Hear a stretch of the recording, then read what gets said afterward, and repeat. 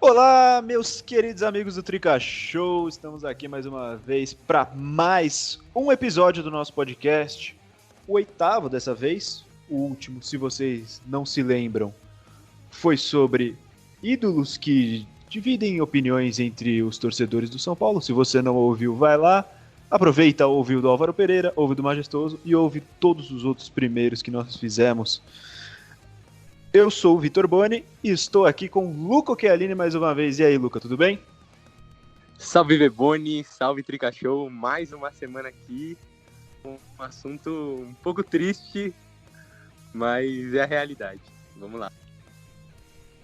É isso, Luca. E com o Pog Rafa também. E aí, Pog, tranquilo?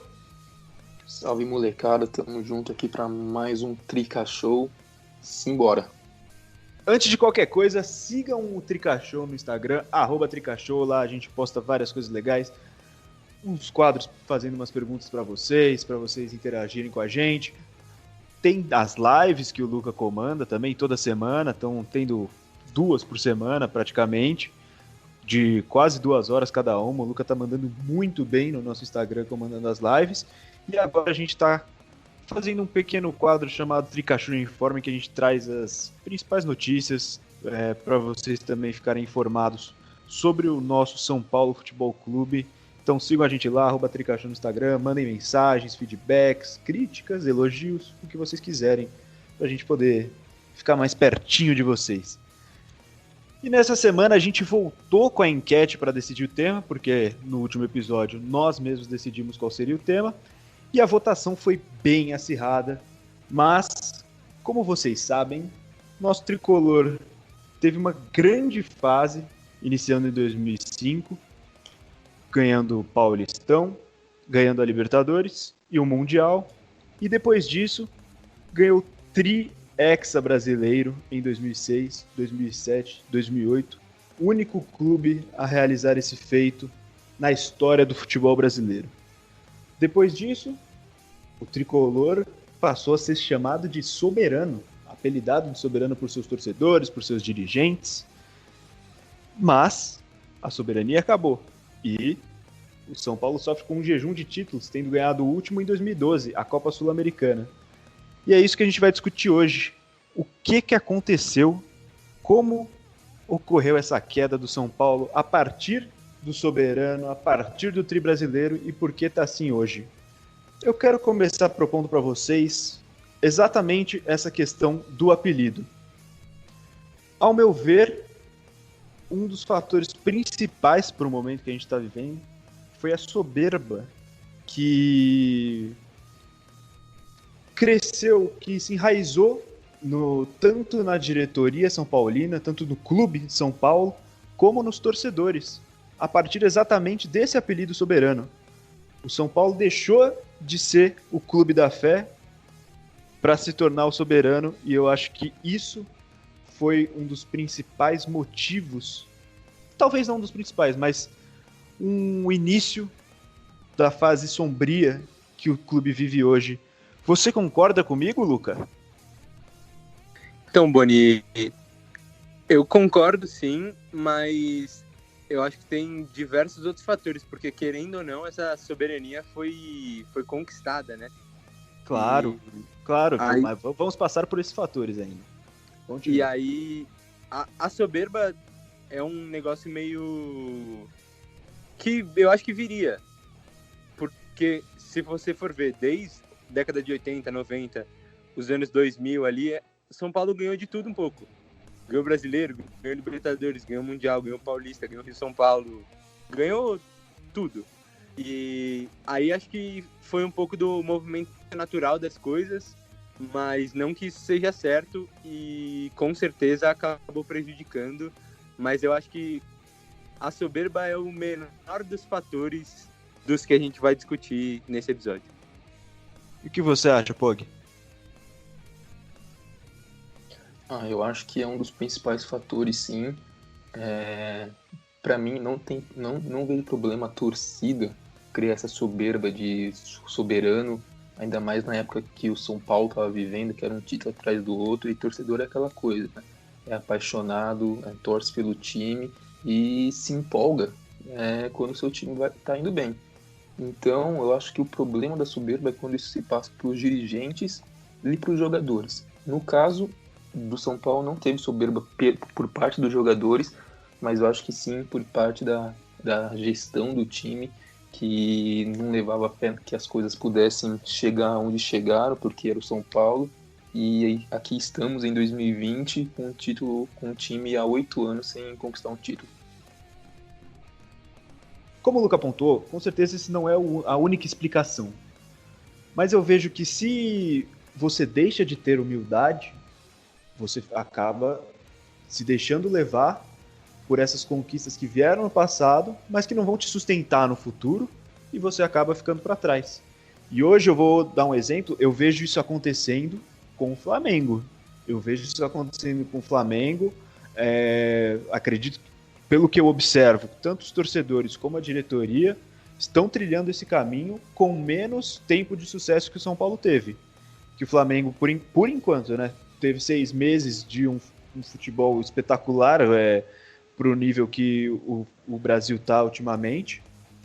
E o São Paulo teve 3 anos. E eu estou vendo a diretoria do Flamengo e os torcedores também rumarem esse mesmo caminho. Eu acho bem perigoso para o Flamengo, e foi o que aconteceu com o São Paulo.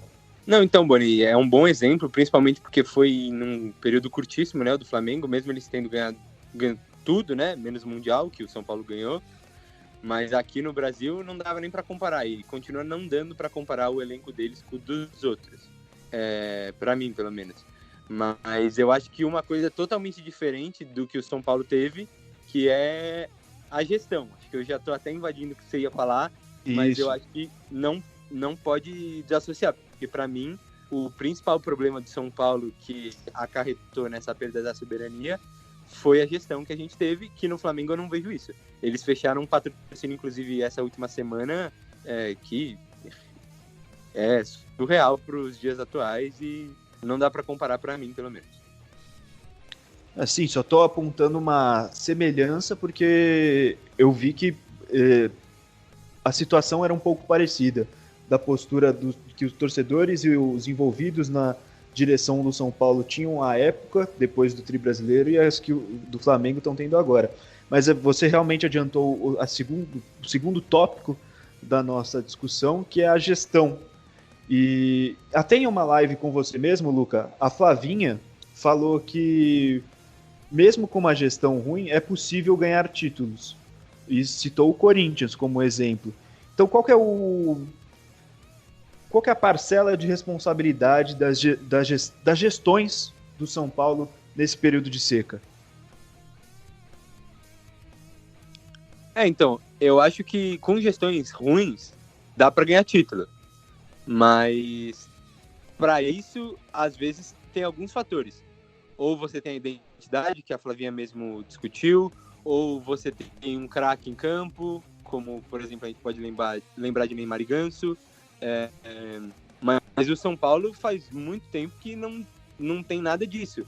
E a gestão ruim, ela pode demorar um período curtinho e nesse tempo você não ser tão afetado. Mas a gestão ruim de São Paulo, para mim, não é nem levando em conta o título da Sul-Americana, porque aquela competição foi ridícula, até pela maneira como terminou.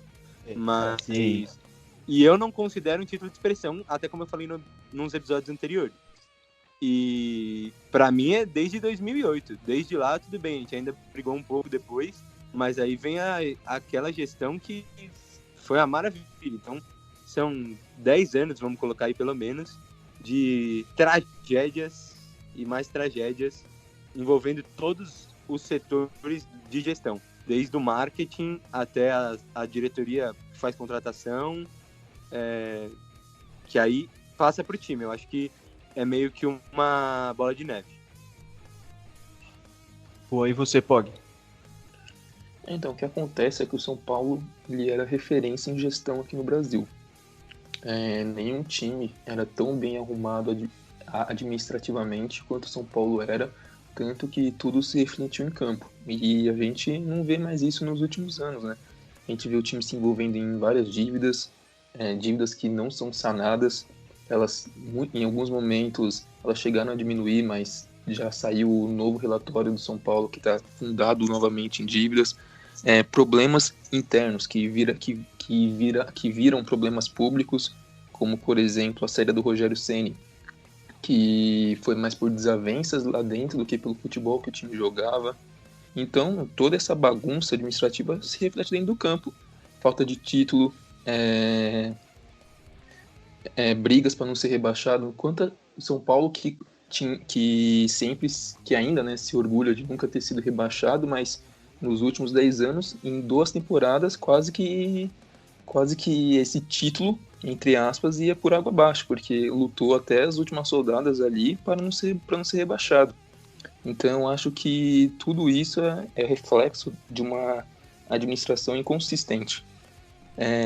Outro ponto também, só para finalizar, que serve de exemplo para essa má gestão, é que um time mal direcionado, mal administrado, ele não suporta a pressão de torcedores. Então, isso resulta muito em falta de identidade do próprio time, com técnicos sendo dispensados a cada 4, 5 meses, jogadores vindo contratações em lotes, muitos jogadores que ninguém conhece, que são contratados como se fossem resolver os problemas do time, e com certeza não é isso que acontece. Pog, para mim você pontuou perfeitamente todas essas questões, e eu ainda vou acrescentar mais a essa bagunça administrativa, relação com torcedores, que é lamentável o jeito que o São Paulo trata o seu torcedor, que quando o time tá mal, abaixa o preço do ingresso pro jogo do Paulistão, pro jogo do Brasileiro, chega na Libertadores, não importa a fase, triplica o preço do ingresso. Ou seja, afasta o torcedor também, e isso com certeza influencia no desempenho do time. O torcedor é o principal ponto do futebol, e isso nunca deve ser esquecido. Além dos contratos bizonhos, das contratações bizarras que você falou, e a troca constante de técnicos com estilos completamente diferentes, mostra que não há confiança no trabalho, né? Eles não confiam no que eles estão fazendo, e se você não confia no que você está fazendo, você não vai fazer um trabalho bom. Além, claro, de utilizar ídolos a rodo como escudo, que é um absurdo, tanto de ídolo sendo queimado nesses últimos anos por causa dessas gestões. Mas você, como o Luca, você também adiantou outro ponto, a gente vai falar agora das contratações. Antes, se você quiser adiantar alguma coisa, pode falar com o que eu comentei agora. Então, rapidinho, um exemplo para mim que escancara isso foi o Aguirre. Muita gente concorda que ele tinha que ser demitido, mas para mim ele não tinha que ser demitido, porque aquilo ali mostrou uma falta de preparação do gerente de futebol do São Paulo, que como eles não confiavam no próprio trabalho deles, porque em um mês o time estava indo super bem, o Aguirre era o cara, passou um mês, o time começou a perder, o Aguirre não é mais o cara, demite o treinador no meio da temporada com o time no meio da temporada não, já pro final. Faltando 5 jogos então, para acabar o campeonato. Exatamente, em meio à decisão de vaga para Libertadores, então isso mostra claramente que não tinha preparação nenhuma ali e ninguém acreditava no trabalho nem do Aguirre, nem no próprio trabalho. Eu vejo isso também como uma herança da questão da soberba que veio com o Soberano, que até deu nome para 2 filmes sobre São Paulo. Os filmes são bons, apesar de eu não gostar muito do título hoje. Mas eu vejo isso como uma herança do pensamento de que alguma hora vai dar certo, não importa o que você faça. Porque é soberano, porque é um clube com melhor estrutura, porque é o clube que não já foi, e se você não sabe o que você está fazendo, não vai vir de graça. Então, agora, prosseguindo definitivamente, a gente vai falar das contratações, porque o que a gente vê de contratação estranha nesse período, já vem, só de pensar rapidinho aqui, já vem uns 3 nomes na minha cabeça, vem Birubiru, vem Calazans, vem André Luiz, Xandão, essas coisas absurdas que passaram pelo São Paulo nos últimos anos. O que você acha, Pog? Então, Então, isso foi, não, nesses últimos anos, não só o São Paulo, que viveu dessas contratações malucas que vinham, quando anunciava o jogador, anunciava uns 4 juntos, mas o Palmeiras também viveu isso, uma fase que, quando o Palmeiras já tinha dinheiro, que foi muito questionada, o Palmeiras contratava vários jogadores, mas nenhum jogador de expressão, e no São Paulo era a mesma coisa. São Paulo era mais pela falta de dinheiro, resolvia apostar em jogadores desconhecidos, mas que claramente não precisava ser nenhum expert em futebol para saber que aqueles jogadores não tinham condições de vestir a camisa do São Paulo, que eles não tinham a qualidade necessária para ser titular de uma equipe como o São Paulo, e isso resultou no que aconteceu em 2013 e em 2017. Briga por rebaixamento, longe de títulos, brigando na parte de baixo da tabela, longe de ser um soberano. Exatamente. A gente não pode falar que o São Paulo sempre contratou estrelas e é natural do São Paulo sempre contratar jogadores de grande porte. Lógico que contratou vários durante a sua trajetória, sua história, mas eu vejo que nos períodos em que o time foi vitorioso, montava-se o time com jogadores que não tinham tanta relevância no futebol na época, mas que o trabalho do setor de análise do São Paulo, dos olheiros, era bem feito e fazia-se contratações pontuais para setores em que se necessitava. Não esses pacotões, como acho que o de 2010 é o mais simbólico, que veio o André Luiz, Xandão, Fernandinho, Léo Lima e Marcelinho Paraíba. Que show de horrores. Se você pega os times vitoriosos lá do São Paulo da última década, quando o Miranda chegou, ninguém dava muito por ele, mas como você falou, o setor de análise fazia um bom trabalho e sabia quais desses jogadores menos conhecidos tinham potencial para apresentar no São Paulo. E essa era a diferença. O problema não é você trazer jogadores desconhecidos, o problema é você trazer jogadores conhecidos que claramente não têm condições de se desenvolverem mais ou darem resultados financeiros no futuro para o São Paulo. Exato, Pog. Mas a gente não vai ser injusto também de falar que não vinham contratações erradas nos períodos em que o São Paulo ganhou títulos. É óbvio que sim. A questão é que o percentual de erro dos últimos 10 anos é absurdamente maior do que em qualquer outro período que eu consigo me lembrar do São Paulo. Assim, do que a gente pesquisa e procura saber. Você concorda, Luca?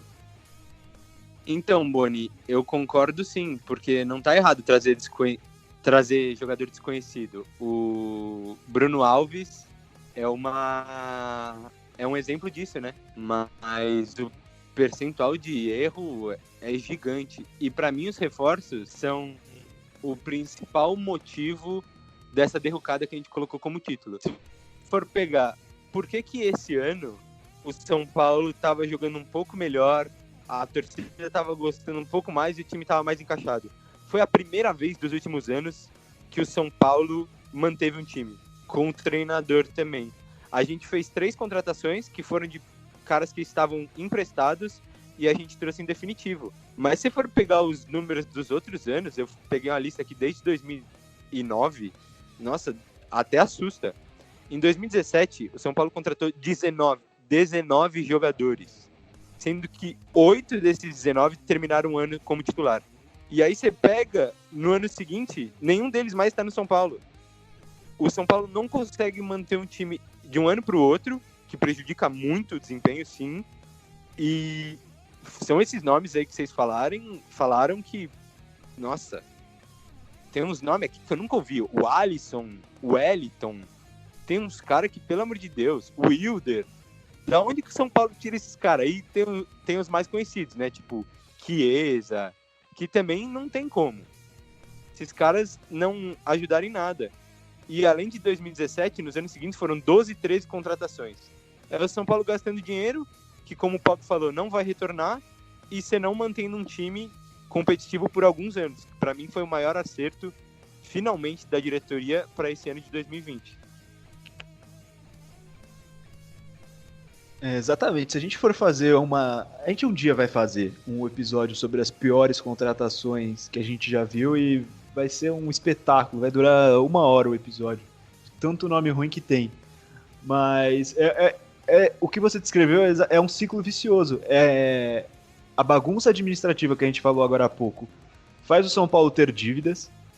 Com as dívidas, o São Paulo não consegue manter um time, tendo que vender jogadores essenciais para o time e tendo que vender revelações da base, que pouco tempo tiveram jogando pelo profissional. E aí, com isso, tem que fazer 1 bilhão de contratações ruins, porque você não tem tanta opção boa assim para repor um time inteiro, praticamente, a cada ano.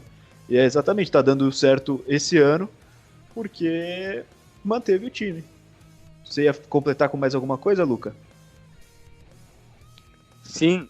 E o pior não são nem esses caras chegarem e saírem. Para mim, o pior é você pegar caras que poderiam contribuir muito pro São Paulo. Se você deixasse alguns lá por 3 anos, poderia trazer títulos.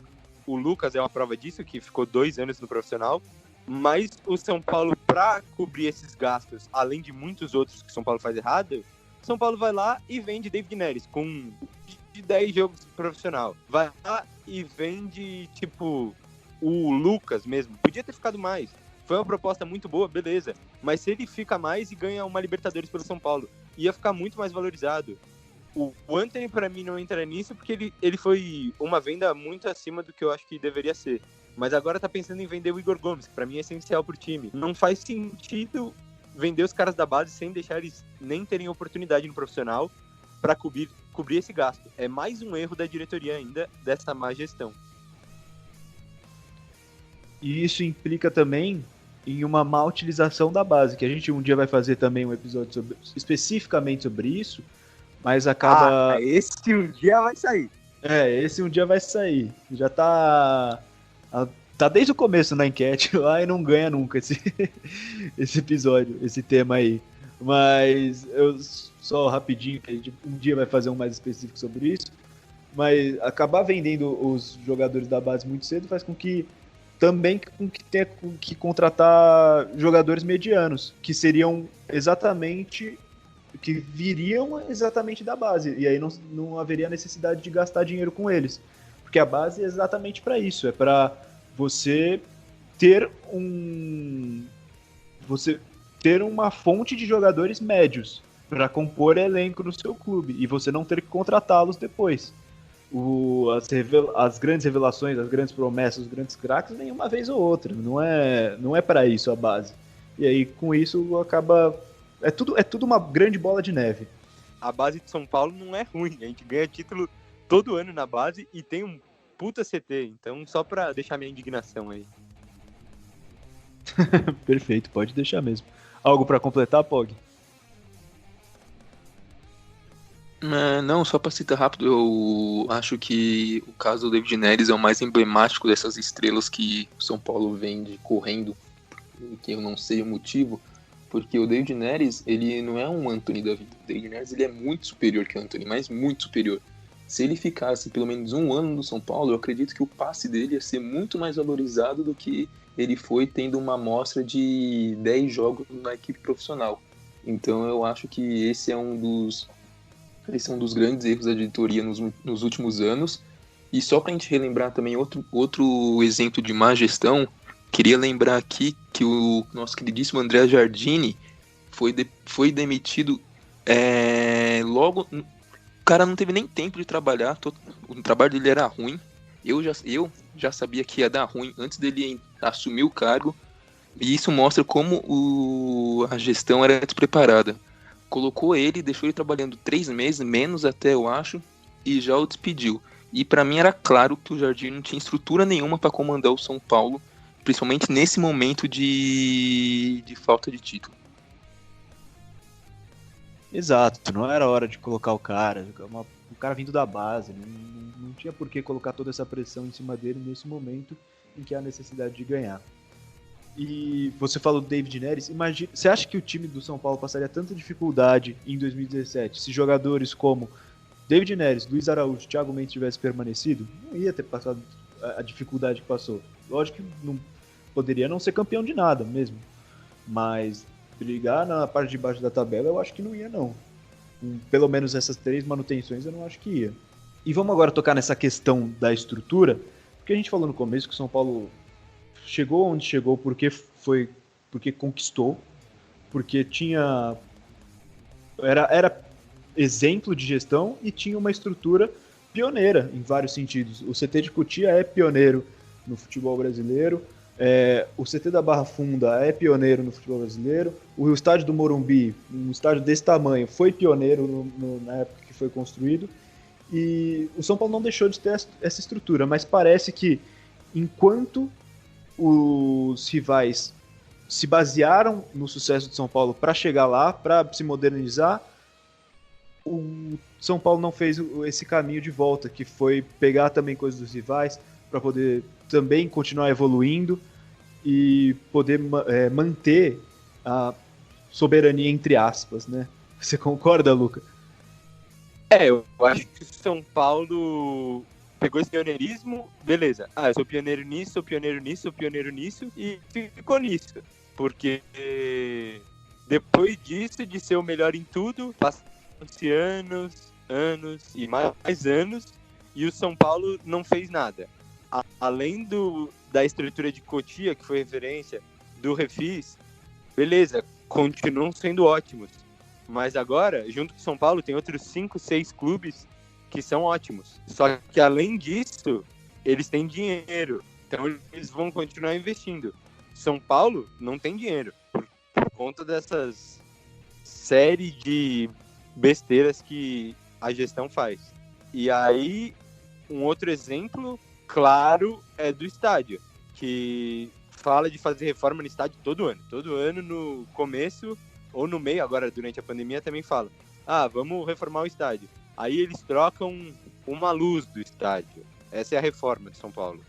Não reforma nada, não melhora nada. Eu sou contra virar arena, por exemplo, igual todos os outros clubes brasileiros viraram, pelo menos a maioria deles. Mas dá uma melhoradinha pro seu torcedor poder ter um espetáculo melhor, poder ter uma acessibilidade melhor, é essencial, porque aí envolve tudo, é aquela bola de neve que a gente falou, vai trazer mais torcedor, aí vai trazer mais dinheiro, e vai nesse processo, mas o São Paulo parou no tempo totalmente.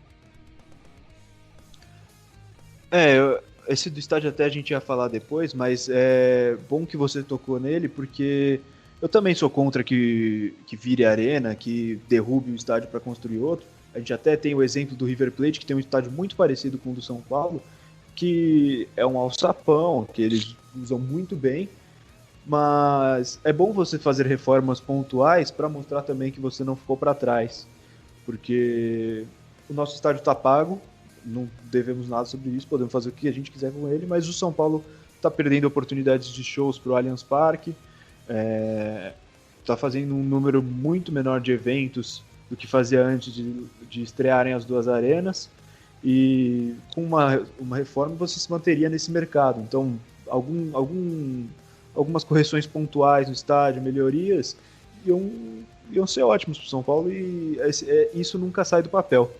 Então, vai lá, Pog, comenta aí sobre esse ponto da estrutura e do estádio também.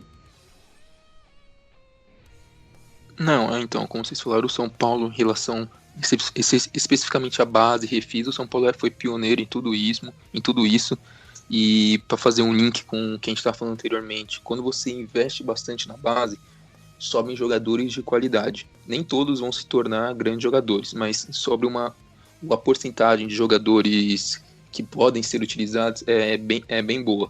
Então, por exemplo, quando você sobe jogadores da base e eles se firmam na equipe profissional, relacionando ao que a gente estava falando antes, o salário que você paga para um jogador da base jogar para o seu time, que subiu agora, é muito menor do que você contratar uma penca de jogadores desconhecidos que vão querer ganhar mais dinheiro do que ganham esses jogadores da base.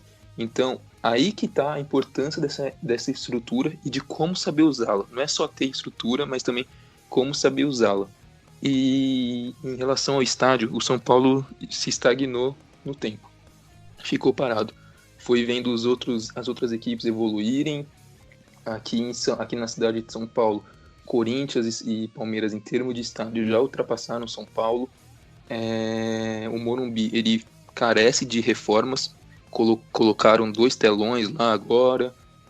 falam de reformas, mas a gente nunca vê sair do papel.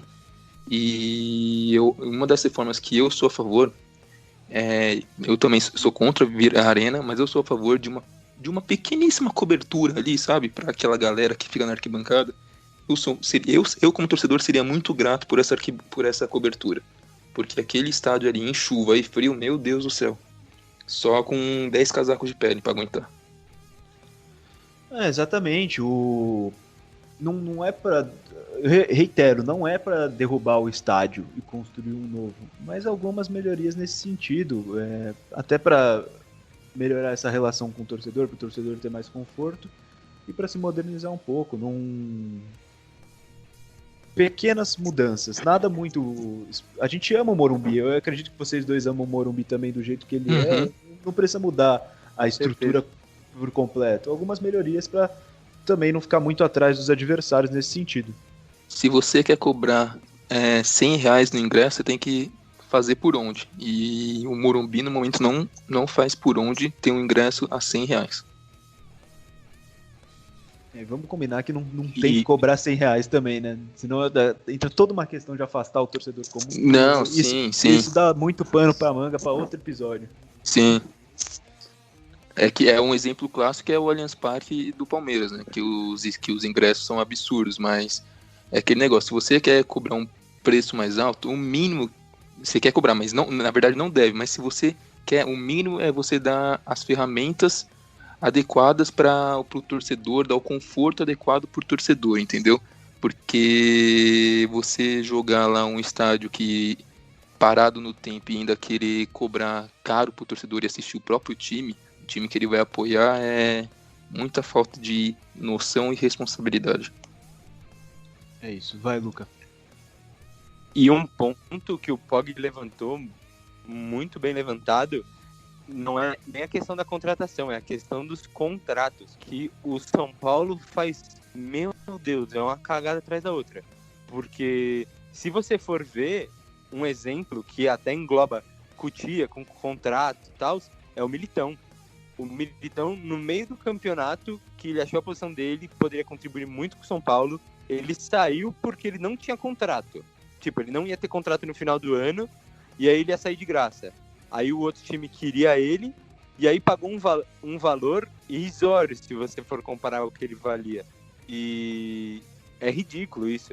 Tem essa péssima gestão, não é só ele, tem vários casos de Cotia que saem por conta do contrato. E é o que o Pog falou. Se o cara sobe de Cotia, ele vai receber muito menos, mesmo que ele faça uma exigência surreal, ele vai receber muito menos do que um cara que veio do Vitória, por exemplo, para ganhar 100 mil por mês, que é ridículo.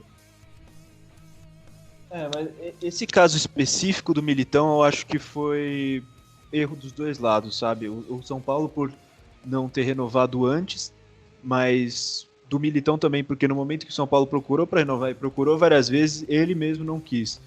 Então acho que faltou um pouco da gratidão do jogador com o clube que o revelou. Então eu não culpo tanto. Isso também tem bastante. Eu não culpo tanto o São Paulo nesse sentido, porque a gente viu, foi noticiado na época, o São Paulo procurou diversas vezes o Militão para renovar e ele não quis, bateu o pé e acabou saindo no meio do ano. Se esperasse o fim do contrato para sair, ia sair de graça. E aí não ia ser bom de nenhum jeito pro São Paulo. Envolve muita coisa de bastidor, né? Que precisa ver qual foi a proposta de São Paulo e tal, que a gente não tem acesso também. Às vezes procurou muitas vezes e fez umas propostas ridículas. Mas eu não vou julgar porque são coisas que a gente não sabe, mas também é outra indignação minha. Não, exato, mas esse é um bom ponto. Assim, eu estou pontuando nesse caso específico do Militão, porque foi noticiado na época as diversas procuras do São Paulo para renovar com ele. E só pra gente fechar esse assunto aqui por hoje, quero saber de vocês. Qual seria o primeiro passo para voltar a ter uma gestão exemplar, uma gestão modelo, uma estrutura modelo e voltar a ser não o soberano, mas o clube da fé, o clube da moeda que cai em pé que a gente conhece? Fala aí, Pog, primeiro. Eu acho que, primeiramente, seria fazer uma limpeza ali em conselheiros, essas coisas, porque esses conselheiros são pessoas que não ligam muito para o time, ligam mais pelo status que eles têm, pela posição política que eles têm dentro de São Paulo, não pelo time em si. E com essa limpeza mudaria a direção, né, que já vai mudar provavelmente agora com as eleições. E a partir daí eu acho que é um processo por etapas, né? Primeiramente quitar as dívidas, porque um time endividado não consegue ter paz e para trabalhar, não consegue ter todas as ferramentas disponíveis para fazer contratações, reformas, essas coisas. Então acho que é por esse caminho aí. Perfeito, Pog. E você, Luca? Bom, essa parte política eu acho meio complicado que aconteça, mas tem muita discussão de separar social do futebol, de clube-empresa. Eu não começaria por aí. Eu faria duas coisas, que é deixar jogadores da base terem a oportunidade deles de uma maneira, por um período de tempo longo, vamos dizer assim, né? Que vai uns 3 anos, mas também não é lá essas coisas de muito longo, mas é o que dá para fazer no Brasil, para mim. Mas o principal é o marketing, que muitas lives que eu fiz e que eu tô vendo, todo mundo fala, o marketing de São Paulo só vende copo. E é exatamente isso. A gente traz o Daniel Alves, não explora o potencial que ele tem, além de não ter um patrocinador para ajudar a bancar o salário dele.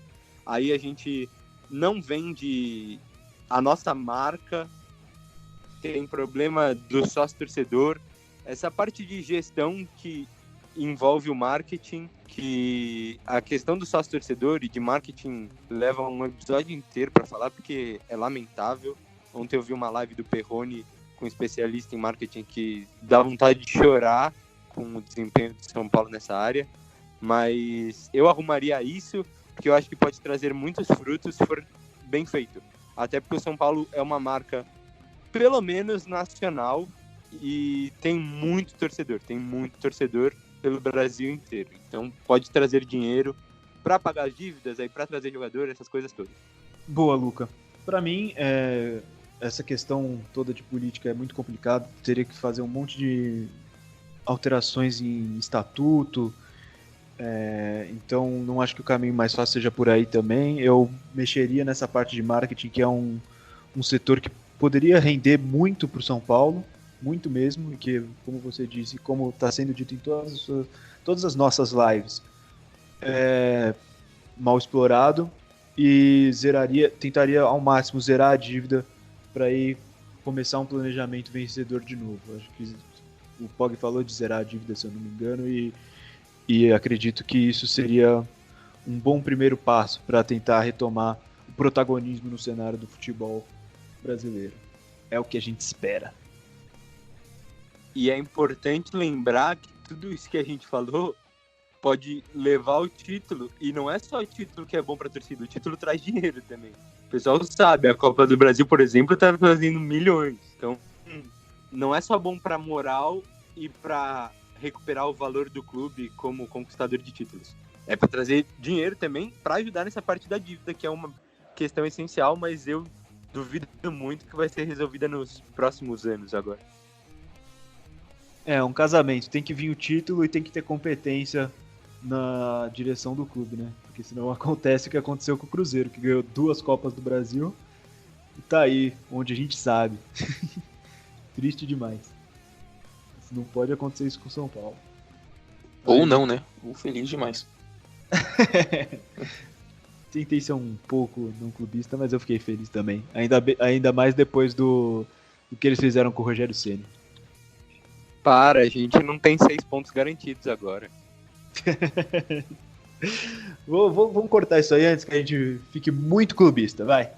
Bom, esse foi o tema de hoje. E nesse episódio a gente vai introduzir também um novo quadro que vamos fazer pelos próximos episódios do nosso podcast. Vamos trazer para vocês as principais notícias da semana E espero que o Gemirra tenha conseguido fazer uma vinheta legal para esse quadro. Então roda aí. Boletrica Show.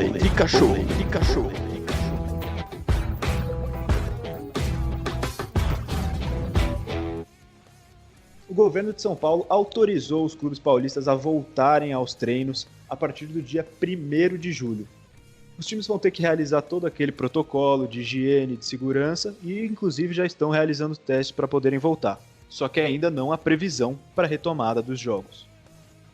A Conmebol divulgou uma cartilha de protocolos que será distribuída para países membros da entidade. O órgão também falou que o futebol está próximo de voltar, mas ainda não confirmou nenhuma data.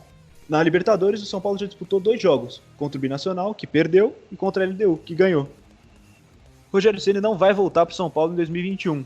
Apesar das eleições no final do ano e da iminente saída do presidente Leco, o mito falou que não vai voltar ainda para ser técnico. Ele disse ainda que se fosse diretor do São Paulo, manteria o Diniz. O ex-goleiro artilheiro, que foi técnico de São Paulo em 2017, falou isso em entrevista ao blog do Mauro César. Segundo a informação divulgada pela rádio Band News, o atacante Gonzalo Carneiro realizou o teste de Covid-19 no Uruguai. Ele ainda não recebeu o resultado, mas se prepara para ser reintegrado ao clube.